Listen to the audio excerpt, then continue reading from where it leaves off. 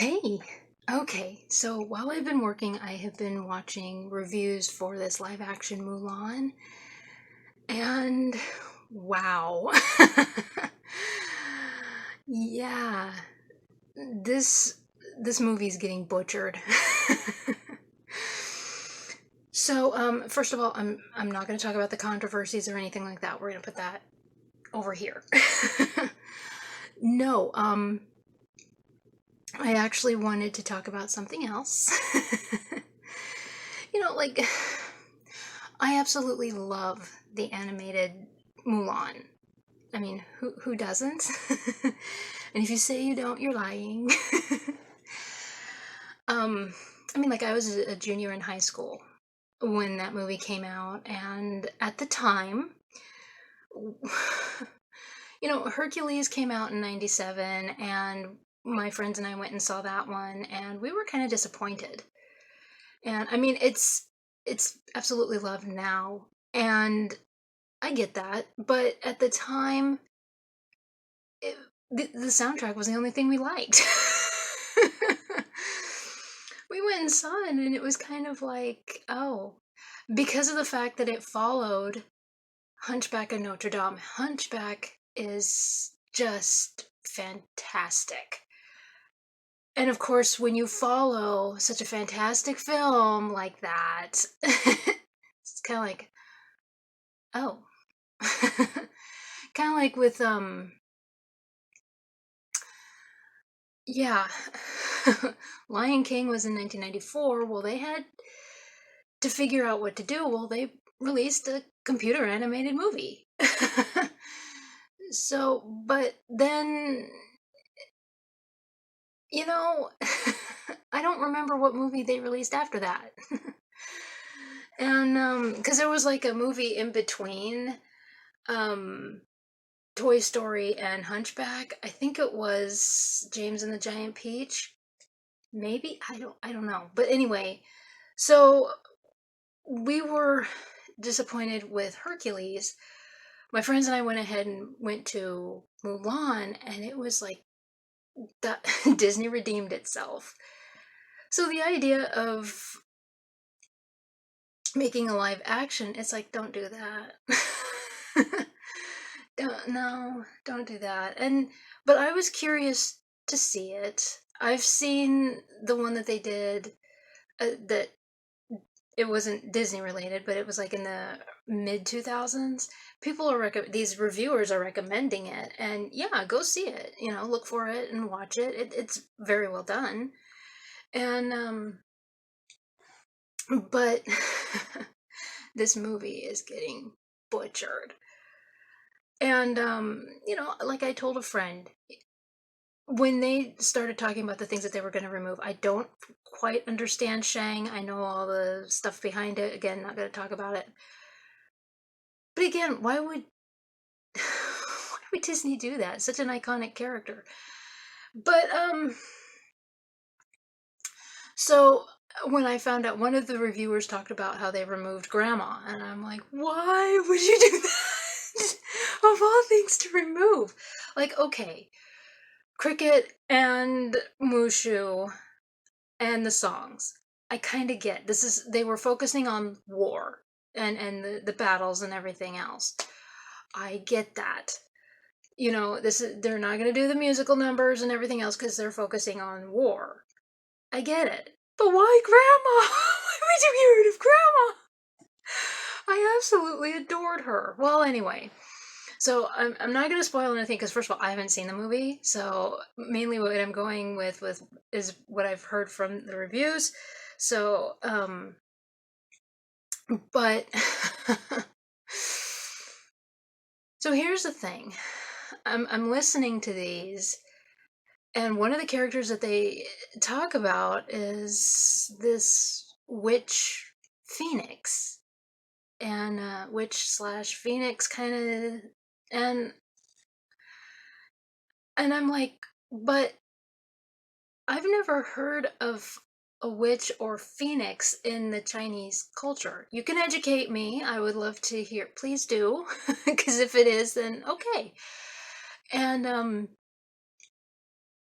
Because again, I've just never heard of that. But people are just annoyed with this character because of the fact that it's like it was just dropped in there and it makes no sense.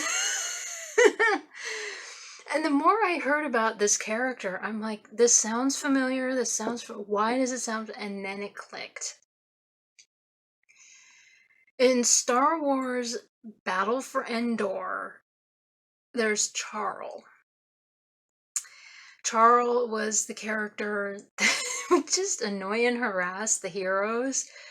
She turned into a raven. She had the talisman that would let her turn into a raven. She was like, yeah, and she was like the witch queen of Endor and all of that. So anyway, I'm listening to this, and in the movie, apparently, who she works with, she doesn't like. Well, in Battle for Endor, who she worked with, she didn't like. And I mean, there's a certain point, they're not 100% the same. It's not like carbon copy. Because I was listening to the reviews and then I looked up Charl, her, you know, and on Wikipedia, and I'm looking it up, reading the personality traits and all of this, and her bio and all of that, and they're not exact. There's similarities, like faint similarities, and it has me thinking. Fans of Star Wars have come after Disney. Disney is getting such backlash over the fact that they said that expanded universe doesn't exist, but at the same time, they're plucking from expanded universe for all sorts of different things. So this is just a theory. Understand this. What if they're taking from certain things and using them in other movies? Like, for instance, what if they took from Jim Henson Corporation? What if they took from Marvel, took these characters, mixed them up, and put them in other. So it's possible. Again, theory. Because it sounds so much like Charl. It really does. This witch phoenix thing. Because I gotta be honest, for me who has seen Battle for Endor, I own it. It's, and you can judge me. I really don't care. But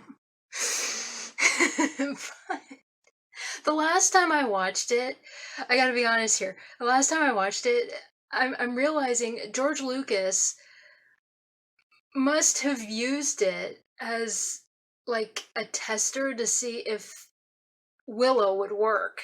Are people gonna like this? Cause we'll see. Oh my gosh, because the plot is Willow, so Charl is Bavmorda. Except Bavmorda didn't turn into. Not that I remember. I'll have to watch Willow again. Anyway, so again, my theory is that Disney is taking from these, like Jim Henson. I mean, we don't really think about it. We're so fixated on the Star Wars side of it, but how many of these others are they taking? And so, yeah, because this character shapeshifts into a bird and everything. There are other shapeshifters like a Loki, but I don't. In the actual mythology, I was trying to remember. I don't remember him ever shapeshifting into a bird. And the only examples that I could find, I wasn't going to go through the mythology and I could and then put it in the description, but like there was a fly and there was a salmon, and of course we know the horse. But everyone remembers the horse, and that's all they want to bring up. Yeah, but there were other things. Anyway, so who's to say? Again, theory that Disney grabbed from these other sections and just used that. It shows laziness, really. And oh, nobody, because they don't exist. And nobody's gonna know. We know. There's those of us that remember. I grew up on it. I remember watching it on TV. I was 4. I was 4 or 5 years old watching it. Oh my gosh. So anyway,